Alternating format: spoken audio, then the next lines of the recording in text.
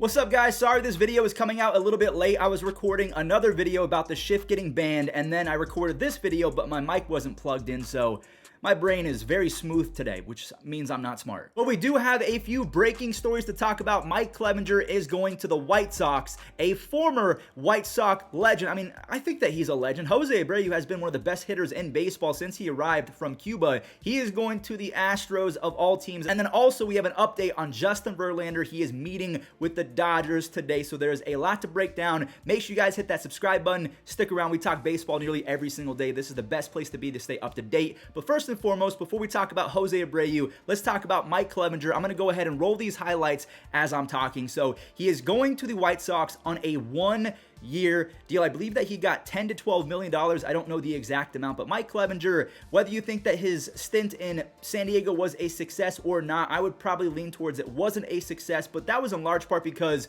he was injured a lot. Now, if we take a look at Mike Clevinger, his entire career in Chicago, when he's playing in guaranteed, he has a 3.13 ERA and 28 strikeouts in 23 innings. So that's old Mike Clevinger before all of the injury, but an 11 strikeouts per 9 in 23 innings, that is pretty solid. Do we think that Mike Clevinger is going to capture lightning in a bottle all over again? It's going to really be weird to see him on the White Sox facing my Guardians.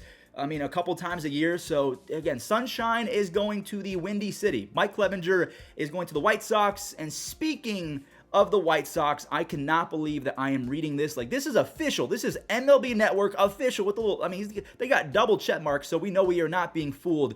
The defending champs are signing a 3-year deal worth $60 million. They didn't disclose that, but it's about $60 million for the 2020 AL MVP, Jose Abreu. So the thing about Jose Abreu is he would be a surefire walking into the Hall of Fame player if he did not come into the league at 27 years old. Now, I know that Ichiro came in at 27, 28 years old as well, but Ichiro was just so insane in terms of getting on base and playing a platinum level right field that he was able to accrue hits, and his career WAR, even though he began his career at 27, you can't really compare the two guys. But Jose, since his rookie season, I mean, the dude has just mashed and mashed and mashed. He's got an MVP in 2020. I kind of think that he stole it from J-Ram, but then again, he led baseball in RBIs with 60. He had a 617 slugging and a 165 OPS plus, and he also led baseball with 148 total bases. So he was an on-base god the year that he won MVP. And if we go back to his rookie season, I mean, I guess you could say rookie with air quotes because he was 27 years old. He'd been playing with Yuli Gurriel in Cuba for a long time. He had 35 doubles, 36 home runs, and a 173 OPS plus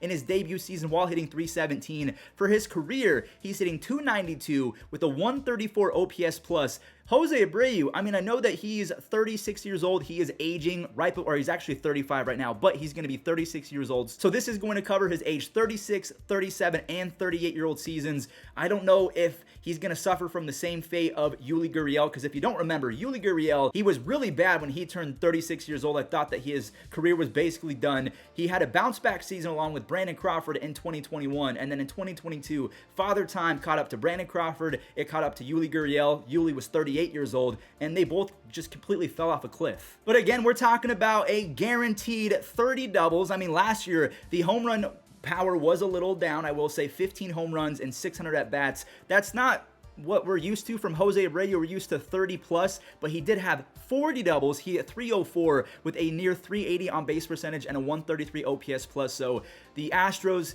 they could have gone with Trey Mancini. They could have gone with Yuli Gurriel, but Yuli, he's almost 40 years old. The old man probably is going to sail into the sunset pretty soon. His career is probably over, not gonna lie, or at least it's coming soon. And Trey Mancini, he wasn't good in the second half with the Astros. He was basically benched going into the postseason. I know he had that great play at first base and he had a base hit in the World Series, so I'm happy for Trey Mancini. Maybe that boosted his value a little bit, but Jose Abreu, he's better than Yuli Gurriel. He's better than Trey Mancini, and honestly, I don't know if I've already mentioned this in today's video. If he started his career earlier, he would be an easy Hall of Famer. I mean, 31 WAR, he's not the best defender. He is getting better as he plays more at first base. He's no longer just a DH and a DH only. Was he ever a DH only? Let me see. Okay, so he's been known to DH a few times, but for the majority of his career, he has been pretty much everyday first baseman, and if he gets a DH spot, it's because they're giving him the day off. So yeah, Jose Abreu, fantastic signing all the way around. $20 million for an aging star hit. hitter. I mean, whether you think that's a smart idea or not, the Astros, they're coming off a World Series championship. They are a full-blown dynasty, and the fact that they're continuing to get better and better, I mean, the only thing that I can do is tip my cap. The Houston Astros are showing the world and the game of baseball that is how you run an organization, even though they've been through everything and then some in terms of negativity. They've had caca thrown in their face time in and time in. And a lot of it was self-inflicted. We can see that Carlos Beltran, he's on the Hall of Fame ballot, but no one's voting for him because of the 2017 cheating scandal. So they've come back from all of that mess. They're signing Jose Abreu just a few weeks after winning the World Series. And also, one thing I do want to know, I was making a video on the shift being banned. Kyle Tucker legitimately could be the best player in baseball next year because the shift has been banned. So make sure you guys subscribe. Stay tuned for that video, because a lineup with Jose Abreu, Yordan Alvarez, Kyle Tucker without the shift, Jose Altuve, Bregman, I mean, they might be unstoppable. They could go 162-0. Okay, that's not going to happen, but it could. Shut up! I know I'm kind of fumbling over my words today, and that's because I don't have a script or anything like that, but I'm just trying to piece everything together. What we just saw, Mike Clevinger is going to the White Sox, a former White Sox in Jose Abreu is going to the Astros, and staying with the Astros, they could be losing Justin Verlander to someone that they could meet in the 2023 World Series. Yes, I believe that the Astros are fully capable of repeating as back-to-back World Series champions, and if anyone's going to get in their way, it's probably going to be the Dodgers. I think that they are going to be better. They're going to be a more complete team. They're going to fill in the holes. Maybe Clayton Kershaw leaves, maybe Justin Turner leaves, but they could use that freed up money for Verlander. And speaking of freed up money, they have basically shaved $100 million off of the payroll with free agents like Trey Turner, Craig Kimbrell, Tyler Anderson, Andrew Heaney. They declined Justin Turner's club option, and they non-tendered Cody Bellinger. Now, some players that probably will come back, or they have a chance of coming back, Trey Turner, so that's going to be $30+ million. I don't know if they're going to end up giving Cody Bellinger $14 and a Chipotle gift card. That could very well happen. And Justin Turner, he didn't have the best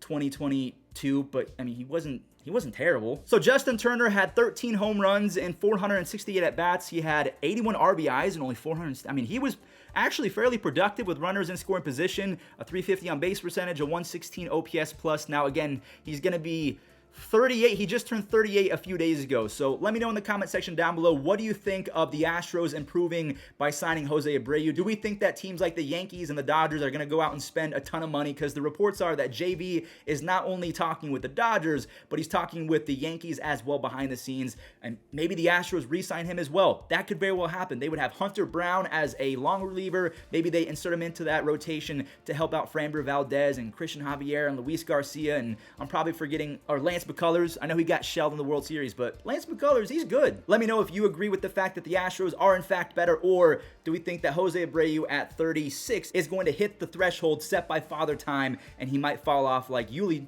did when he was 36 years old, but then he bounced back at 37. So what's the trajectory of the Astros, the Dodgers, the White Sox? What do we think of all this mess?